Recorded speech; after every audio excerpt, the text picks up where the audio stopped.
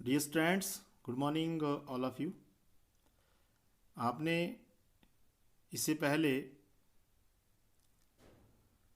भूगोल, मानव भूगोल का उद्भव, आधुनिक मानव भूगोल का विकास, मानव भूगोल का विषय क्षेत्र। आज हम मानव भूगोल के उप क्षेत्रों के बारे में अध्ययन करेंगे। तो जो भी स्टडी मटेरियल आप का अध्ययन करेंगे, इस स्टडी मटेरियल को रिस्पेक्टेड डॉक्टर आर के शर्मा जी के द्वारा तैयार किया गया है। मैं Ashok Kumar Sharma, lecture geography, district Kinnaur, मैं टेक्निकल सपोर्ट और इस मटेरियल को अपनी आवाज़ दे रहा हूँ। आज का जो हमारा टॉपिक है, उस टॉपिक का नाम है सब फील्ड्स ऑफ ह्यूमन ज्योग्राफी। ये आज हमारा टॉपिक है। तो आइए इस टॉपिक का अध्ययन हम आज करते हैं। तो सब field of human geography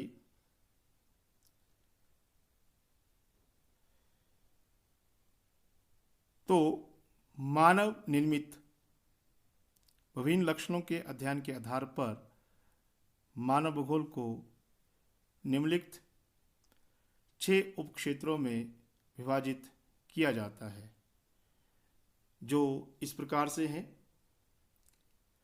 number 1, पहला आ जाता है हमारे पास सामाजिक भूगोल, दूसरा आर्थिक भूगोल, तीसरा जनसंख्या भूगोल, चौथा राजनीतिक भूगोल, ऐतिहासिक भूगोल और प्रजातीय भूगोल। इसके अलावा इसके कुछ अन्य उपक्षेत्र हैं, जैसे कि परिवहन भूगोल, नगरीय भूगोल, ग्रामीण भूगोल और व्यापारिक भूगोल, और साथ में कृषि भूगोल और औद्योगिक भूगोल। तो आइए हम इन सभी उपक्षेत्रों के बारे में एक एक करके अध्ययन करते हैं। तो सबसे पहले हम जिस उपक्षेत्र का अध्ययन करेंगे, उस उपक्षेत्र का नाम है सामाजिक भूगोल। सामाजिक भूगोल मानव भूगोल की वह शाखा जिसमें किसी क्षेत्र में रहने वाले मानव समूह के जीवन यापन के ढंग, आचार विचार, रहन सहन, भोजन, रीति रिवाज, वस्त्र आभूषण तथा भाषा इत्यादि बातों का हम अध्ययन करते हैं, उसे सामाजिक भूगोल जो कहा जाता है।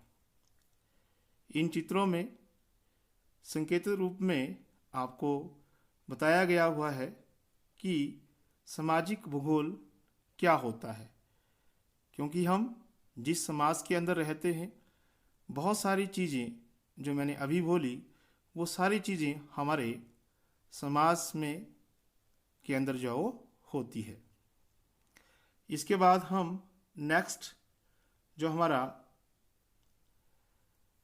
उपक्षेत्र आ जाता है, उसका नाम है आर्थिक भूगोल, इकोनॉमिक ज्योग्राफी। नाम से ही पता चल रहा है, सामने आपको इस पिक्चर में कृषि क्षेत्र आपको दिखाई दे रहा है।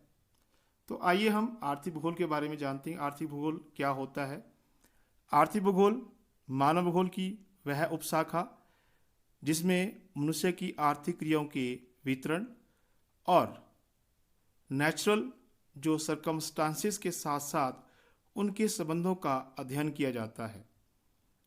मनुष्य की आर्थिक क्रियाओं के अंतर्गत वस्तुओं का उत्पादन करना, चाहे वो किसी भी क्षेत्र से हो, जैसे कि हमारा कृषि क्षेत्र हो,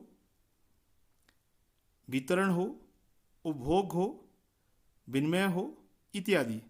ये सभी क्रियाएं जो है वो आर्थिक भूगोल में जो है वो शामिल जो है वो होती हैं। आप इस पिक्चर में देख सकते हैं कि यहाँ पे हम जो है वो विनिमय वस्तुओं को खरीद रहे हैं, तो ये आर्थिक भूगोल का एक एग्जाम्पल है। उसके बाद अगला उपक्षेत्र हमारे पास आ जाता है जनसंख्या भूगोल। जनसंख्या भूगोल मानव की इस उपशाखा में जनसंख्या का वितरण, जन्म, मृत्यु दर, लिंग अनुपात और साथ साथ में साक्षरता, आश्रित एवं अर्जित जनसंख्या तथा जनसंख्या संबंधी अन्य सभी पहलुओं का वर्णन इसमें जो किया जाता है। आप इसमें देख सकते हैं जनसंख्या भूगोल, इस पिक्चर्स में जनसंख्या भूगोल के बारे में कि जनसंख्या भूगोल क्या है। इसके बाद नेक्स्ट हमारे पास आ जाता है वो है ऐतिहासिक भूगोल। तो ऐतिहासिक भूगोल में हम अध्ययन करेंगे किसी भौगोलिक क्षेत्र के विकास की अवस्थाओं का वर्णन इसमें किया जाता है। हमें उस प्रदेश के वर्तमान स्वरूप को समझने में ऐतिहासिक भूगोल जो सहायता करता है। अर्थात हम बोल सकते हैं कि यहाँ पे जो संकेतित रूप में ये पिक्चर दिखाई गई है, तो इसमें जो है इसका विकास कैसे हुआ। ये जो माउंटेन्स क्षेत्र है ये समय के साथ कैसे विकसित हुआ। तो ये हमारा जो ऐतिहासिक भूगोल है वो हमारे को जानकारी जो है वो देता है कि उसका पहला स्वरूप कैसा था और वर्तमान स्वरूप जो है वो किस तरह का है। इसके बाद आ जाता है राजनीतिक भूगोल। आप संकेतक रूप में जो है यहाँ पे भारत की पार्लियामेंट और यहाँ पे विश्व के कुछ जो हो गणमान्य राजनीतिक गण हैं, इसमें जो दिखाए गए हुए हैं कि राजनीतिक भूगोल क्या है। इसमें मानवीय समूह के राजनीतिक एवं प्रशासनिक पहलुओं का अध्ययन किया जाता है।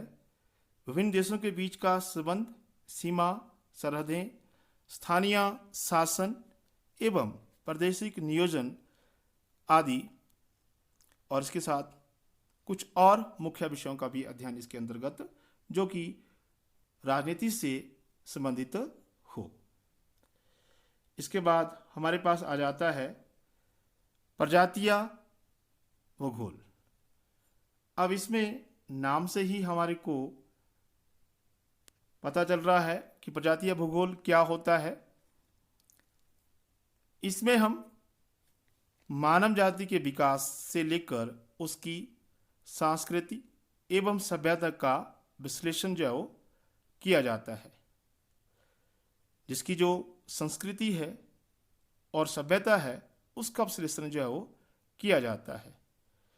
अब उपरोक्त जो हमने उपक्षेत्रों के अतिरिक्त मानव भूगोल में कई और भी उपक्षेत्र हैं, जिनमें कि व्यापारिक भूगोल है, कृषि भूगोल है एवं औद्योगिक भूगोल है, परिवहन भूगोल है, आवासीय भूगोल है तथा नगरीय भूगोल जो है वो उल्लेखनीय है। तो आई होप आपने इस टॉपिक को ध्यान से सुना होगा और इस टॉपिक को आपने अच्छी तरह से जान लिया होगा। तो मैं एक बार फिर से डॉक्टर आर के शर्मा जी का, जिन्होंने ये स्टडी मटेरियल बनाया जो कि डिस्ट्रिक्ट कुल्लू से हैं, उनका फिर से एक बार से धन्यवाद करता हूँ, जिन्होंने अपना बहुमूल्य टाइम निकाल के हमारे लिए यह टॉपिक जो है वो तैयार किया। Thank you. Have a nice day.